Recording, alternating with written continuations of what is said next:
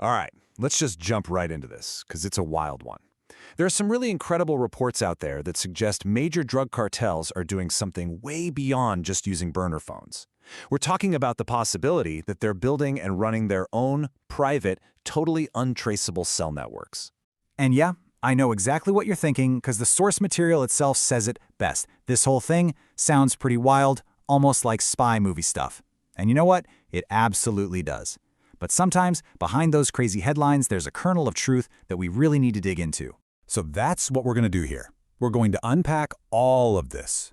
We'll try to separate what's actually technically possible from what's maybe just speculation, and really get to the bottom of why they would even attempt something this huge, this technologically ambitious. You know, this whole thing didn't just happen overnight. The real catalyst, the event that apparently kicked this whole technological arms race into high gear, was way back in 2009. That's when this major kingpin, Arturo Beltran Leyva, was finally located and arrested. And how'd they find him? The key factor was his totally standard off-the-shelf commercial cell phone. For the cartels, that was apparently a massive wake-up call. It just laid bare this huge vulnerability and, according to these reports, it sparked a major push to create communication systems that authorities just couldn't crack. Now, this idea of wanting secure, private communication, that's not exactly new. It's more of an evolution. But what we're talking about now is a massive, massive leap forward. And when I say a leap, I mean it's a staggering jump in technology. For years, right, we've known that groups like Los Zetas were building these really extensive encrypted radio networks. Think of them as super sophisticated military-grade walkie-talkie systems.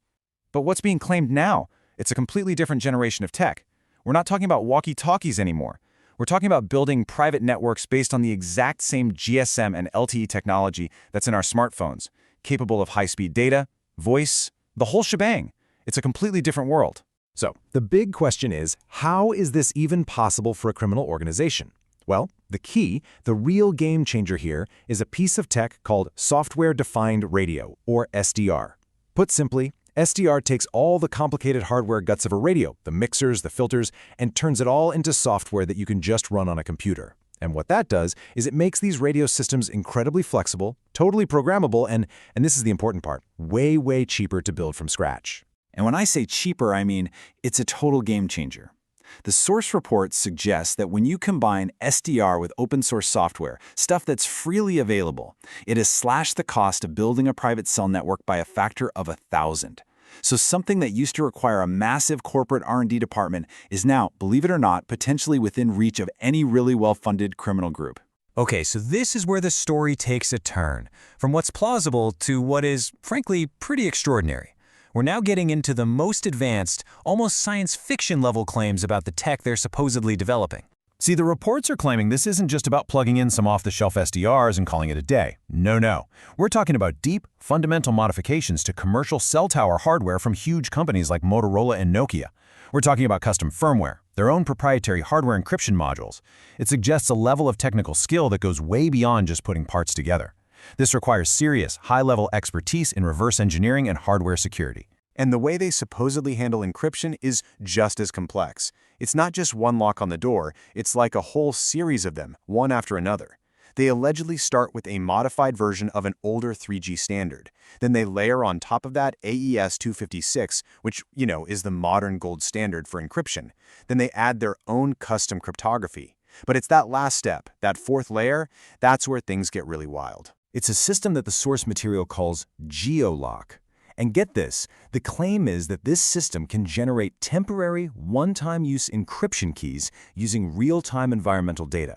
Stuff like atmospheric conditions, temperature, humidity, all measured by sensors built right into the devices. Yeah, you heard me right, creating unbreakable codes from the weather. I mean, it's an incredibly advanced, almost theoretical concept, and it's designed to make intercepting a message physically impossible. Of course, tech this crazy needs some seriously smart people to build it and keep it running. And the source alleges two main ways they get this talent. First, the brutal method, coercing and even kidnapping legitimate telecom engineers, which, sadly, we know has happened before. And then there's a more, corporate approach, a supposed front company reportedly linked to the CJNG cartel that's staffed with over 50 technical specialists. Basically, a whole division managing the brains behind this complex operation. Okay, So let's take a breath here. We have these incredibly dramatic, super detailed claims, but now we have to ask the most important question. How well are these claims actually backed up? Is there a gap between these primary allegations and what we can find in wider, verifiable evidence? And this is really where you can see that gap pretty clearly. Let's break it down. The motivation for secure communications? Absolutely. Confirmed, well-supported, makes total sense. The technical feasibility of building a basic private network with SDRs? Yeah, totally plausible. The tech is there.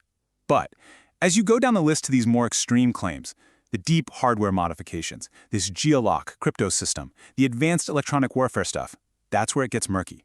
They remain largely just alleged, with very limited, if any, independent confirmation in other public government or academic reports. But let's just play devil's advocate for a second. What if even some of these more advanced claims are true?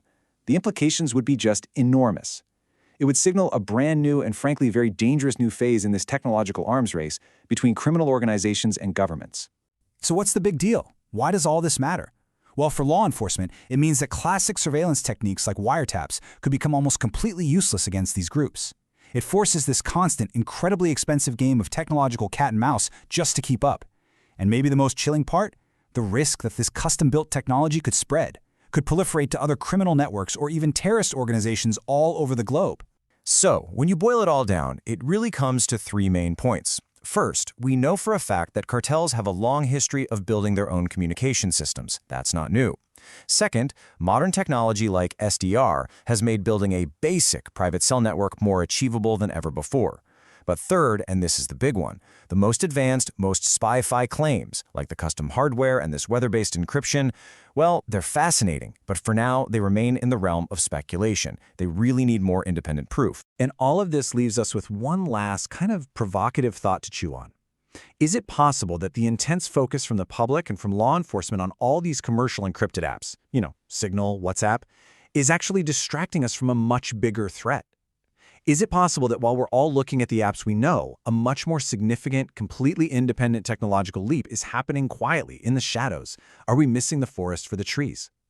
That's a pretty sobering question, and it really suggests this is a space we need to be watching very, very closely.